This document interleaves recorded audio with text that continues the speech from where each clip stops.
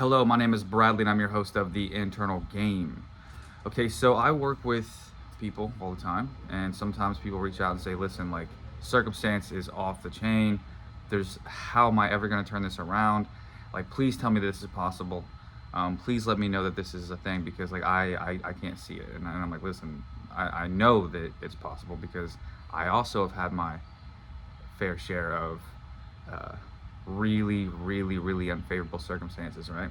And the other day when I did the podcast, and I was asked like what was something that I realized uh, when like an external change when I started to make these changes, like what actually happened. And I was like, man, definitely my wife, like how she was, because compared to these unfavorable circumstances, and then from that point till when I saw her like on the screen and we were talking, um, I wouldn't have been able to buy that was going to happen back then, like when all the unfavorable circumstance was happening. So it was a shocker, but I also was kind of like, oh wow, this is it. This is cool. This is right here. I knew it. Like I could just feel it. And I work with people, like I said, and people go through these same kind of experiences because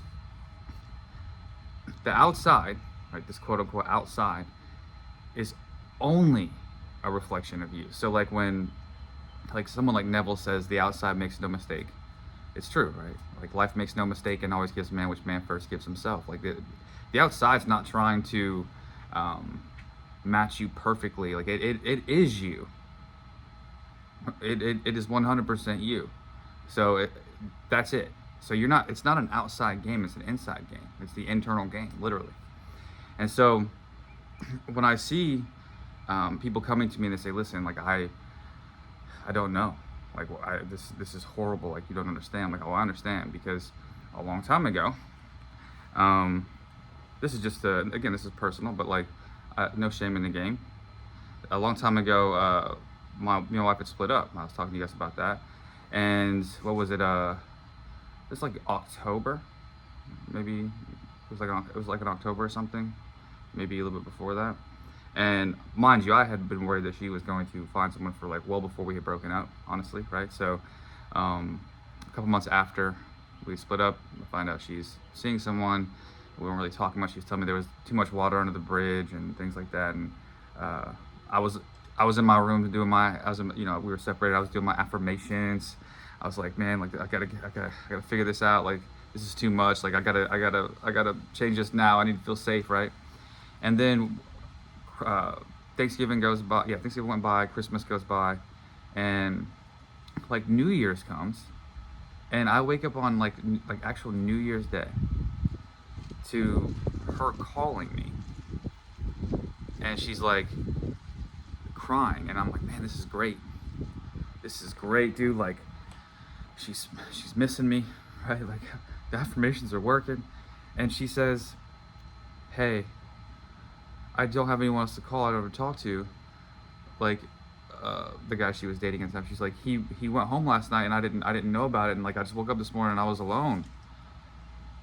And she's like, and like I is this something I did? And my whole world just kind of shut down. I was like, she's crying about this guy? To me? Like to me of all people, like does she think this is okay?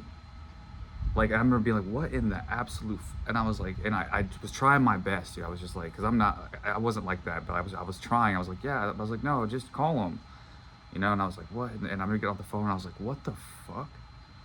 Like this is insane. Like and lost all hope, right? Like 100% lost all hope. It's like there's no way this stuff works. Like I think it does, but like this was like the ultimate disrespect. How would I ever even take this back, if this did work? I was so discombobulated, like if that's the word that I need to use there. Like I was just out of sorts. And a few weeks go by and we talked a little bit more. I remember thinking that maybe a month later, and I said I was like, hey, we were having like a good conversation. That's what it was. And I was like, I'm just gonna notebook this shit, because I was trying to, like, remember the movie The Notebook? I was trying to like manipulate the outside, and I was trying to like force it, because I was just trying to make this happen. And I'm on the phone with my wife, and I was like, listen, like that scene in The Notebook where he's like, it's you, it's always been you, or he's like, it's not over, it still isn't over, like shit like that. I was like, babe, I love you. I want to be with you. It's only ever been you. I'm sorry that I wasn't, that I lost my confidence. I'm sorry I got insecure. I know I created this stuff. You have to trust me. I created this. I know you don't believe in stuff like that, but it was me. Like, I did it. Like, and I won't do it anymore. Like, I'm going to, like, I just was like going off on this thing, and she's like, she starts crying, and she's like, could I just give me a couple days to figure this out? Like, please, like, I need to think about this. And she's like, I love you. I just can't trust you. Like, um, there's water under the bridge, you know, all this stuff. And I was like, cool, I'll get off the phone. And then I was like, all right, triple, quadrupling down on the affirmations. I don't think I thought about anything else for like 2 days. It was like, she loves me, she's gonna choose me, she loves me, she's gonna choose me, she loves me, she's gonna choose me, she loves me, she's gonna choose me, she loves me, and I just kept going on till I was the same. And like a Monday morning, I like call her at the time she said, because I was like, oh God. And I reach out, and she gets on the video on FaceTime, and she's like, just looking at me. And before she could say anything, I was like, you don't want to get back together, huh? Like, think about that. Like, I was already in that, like, still in that state. And I was assuming that. Like, I never left that part of the identity. And I said, you don't want to get back together, huh? And she was like, and you could tell she was like sad. But she was like, no. And she's like, me and this guy don't fight like me and you did. We don't, like, we get along. Like, I don't have to worry about that, like, all, all this stuff. And she's like, and I was like, okay. Again, devastated. It's like, all right, whatever. And I think I spent a little bit more time, like, the next few weeks, trying to maybe self-concept work, something like that.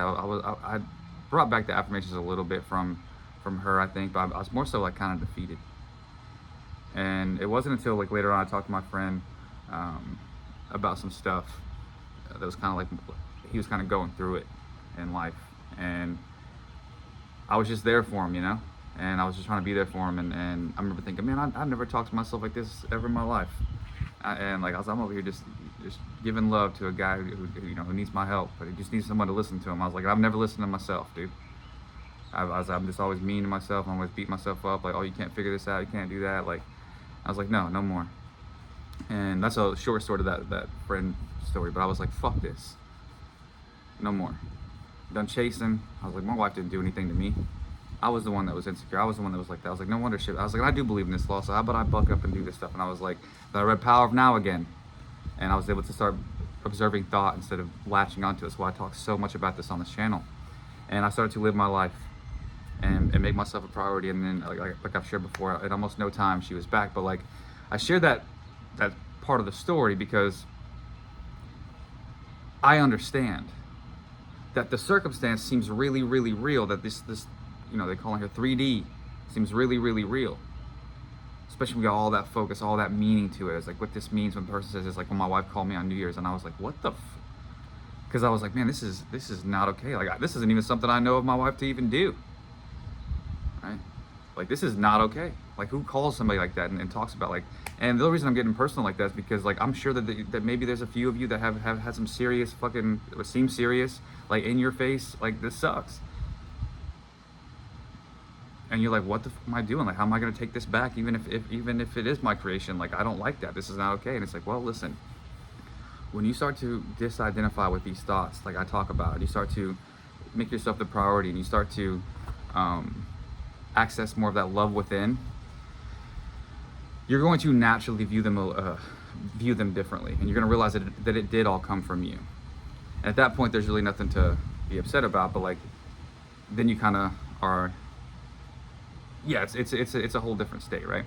But the main purpose of this video is to remind you that I amongst other things that she had said, right, had been that extremely unfavorable. Didn't matter. Like, when she popped up on the screen that day that she was like, hey, I was just thinking about you, can you talk or whatever, and we talked for like 4 or 5 hours on the screen. Like, that was a different person. Even though it's the same person, it was a different version of this person who was then reflecting back a different me. Okay? And that's all that had ever been happening.